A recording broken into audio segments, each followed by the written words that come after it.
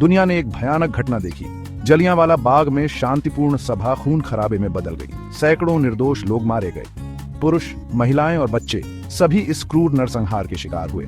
इस घटना ने भारत को हिलाकर रख दिया। यह औपनिवेशिक उत्पीड़न का प्रतीक बन गया। जलियांवाला बाग हत्याकांड भारत के स्वतंत्रता संग्राम में एक महत्वपूर्ण मोड़ था। इसने हर भारतीय के दिल में आग लगा दी। आजादी की चाह पहले से कहीं ज्यादा तेज हो गई। शहीदों की याद ने अंग्रेजी शासन के खिलाफ लड़ाई को और हवा दी। इस नरसंहार का असर उस भयानक दिन के बहुत आगे तक रहा। इसने भारत के इतिहास पर एक अमिट छाप छोड़ी। यह घटना आज भी देश की सामूहिक चेतना में गूंजती है। यह आजादी की लड़ाई में दिए गए बलिदानों की याद दिलाता है। केसरी 2 भारतीय इतिहास के इस काले अध्याय को फिर से दिखाती है। यह फिल्म नरसंहार के बाद हुई कानूनी लड़ाई पर प्रकाश डालती है। यह शंकरन नायर की कहानी बताती है। नायर एक जाने माने वकील और नेता थे। उन्होंने बहादुरी से ब्रिटिश साम्राज्य को चुनौती दी। नायर ने माइकल ओडायर के खिलाफ मानहानि का मुकदमा दायर किया।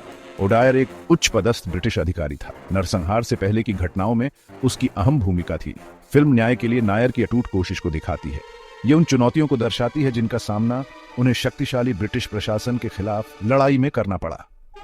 केसरी 2 सिर्फ एक ऐतिहासिक ड्रामा नहीं है। यह उन लोगों की भावना को श्रद्धांजलि है जिन्होंने अन्याय का विरोध करने का साहस किया। यह इस बात की याद दिलाता है कि कितनी भी मुश्किलें क्यों न हो, सही के लिए लड़ना कितना जरूरी है। ब्रिटिश राज के दौरान भारतीय स्वतंत्रता सेनानियों को अनगिनत कठिनाइयों का सामना करना पड़ा। उनके पास संसाधनों की भारी कमी थी और उन्हें हर कदम पर जान का खतरा था। ब्रिटिश सरकार ने असंतोष को कुचलने के लिए कठोर और दमनकारी कानूनों का सहारा लिया। उदाहरण के लिए रॉलेट एक्ट के तहत बिना मुकदमे के कारावास की अनुमति थी, जो अन्याय का प्रतीक बन गया। इसने प्रतिरोध की ज्वाला को और भड़का दिया। खतरों के बावजूद ये बहादुर लोग अपने संघर्ष को जारी रखने के लिए दृढ़ संकल्पित थे। उन्होंने विरोध प्रदर्शन आयोजित किए, भूमिगत समाचार पत्र प्रकाशित किए और ब्रिटिश सत्ता को चुनौती दी। उनके साहस और बलिदान ने भारत की आजादी का मार्ग प्रशस्त किया। जलियांवाला बाग हत्याकांड उनके अटूट साहस और बलिदान का जीवंत प्रमाण है। यह दिखाता है कि वे अपने देश की आजादी के लिए कितनी दूर तक जाने को तैयार थे। हत्याकांड से पहले की घटनाएं इसके महत्व को समझने के लिए बहुत जरूरी हैं। जलियांवाला बाग में एक बड़ी भीड़ जमा हुई थी। वे दो प्रमुख नेताओं सत्यपाल और सैफुद्दीन किचलू की गिरफ्तारी का विरोध कर रहे थे।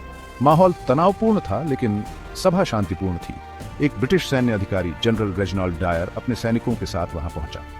बिना किसी चेतावनी के उसने अपने सैनिकों को निहत्थी भीड़ पर गोली चलाने का आदेश दिया। जैसे ही गोलियां फंसी हुई भीड़ पर बरसी, भगदड़ मच गई। कई मिनट तक गोलीबारी जारी रही। सैकड़ों लोग मारे गए या घायल हो गए। जमीन निर्दोष लोगों के खून से लाल हो गई थी। जलियांवाला बाग हत्याकांड औपनिवेशिक क्रूरता का एक भयानक उदाहरण है।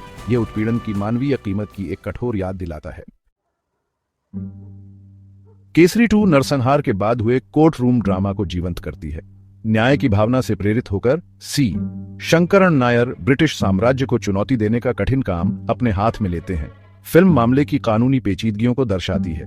यह सच्चाई के लिए खड़े होने में नायर के साहस को उजागर करती है। हालांकि फिल्म असली मुकदमे के साथ रचनात्मक स्वतंत्रता लेती है, लेकिन यह नायर की लड़ाई के सार को पकड़ती है। यह एक वफादार ब्रिटिश प्रजा से भारत की आजादी के कट्टर समर्थक में उनके परिवर्तन को दर्शाता है। केसरी 2 एक सशक्त अनुस्मारक है कि न्याय की लड़ाई के लिए अक्सर अत्यधिक साहस और बलिदान की आवश्यकता होती है। फिल्म चिंतन और चर्चा के लिए एक मंच के रूप में कार्य करती है। यह दर्शकों को भारत के इतिहास के इस महत्वपूर्ण क्षण के साथ जुड़ने के लिए प्रोत्साहित करती है।